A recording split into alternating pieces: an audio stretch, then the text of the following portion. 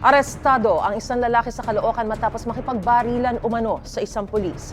Ang naarest ng suspect aminadong may dalang baril pero itinangging nagpaputok siya. May unang balita si Bea Pinlac. Isang oras pa lang matapos salubungin ng bagong taon, kakaibang paputok ang bumulabog sa mga residente ng Barangay 150 sa Caloocan. Sa kuha ng CCTV, tila may komosyon na sa kalsada nang may pumutok na baril. Ang lalaking ito na nakatayo malapit sa motor niya, biglang takbo sa likod ng taxi at saka bumunot ng baril. Sunod-sunod ang tunog ng putok ng baril at maya-maya, kita nang may iniinda sa paa ang lalaking nakipagbarilan na umano sa isang intelligence operative ng Caloocan Police. May isang pulis na nakasibilyan, identify ng ating victim. Sinabihan niya itong pulis natin na gusto raw siyang dukutin at patayin nitong ating suspect.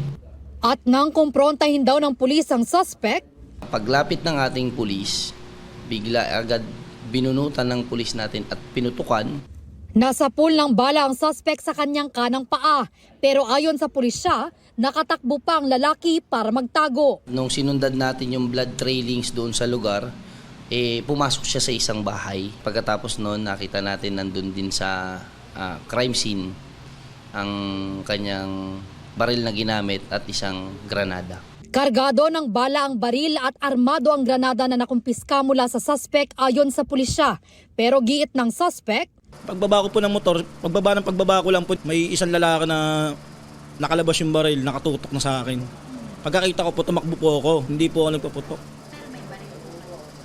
Pero kahit isang beses, hindi po ako nagpaputok. aminado ang suspect na hindi lisensyado ang baril niya. Totoo po yung baril, pero yung granada, wala na po katotohanan.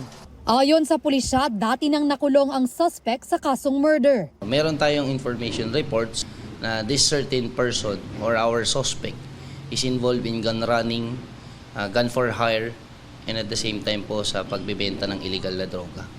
Inaalam pa ang motibo ng suspect na nahaharap sa reklamong attempted murder, illegal possession of firearms at illegal possession of explosives. Ito ang unang balita. Bea Pinlac para sa GMA Integrated News.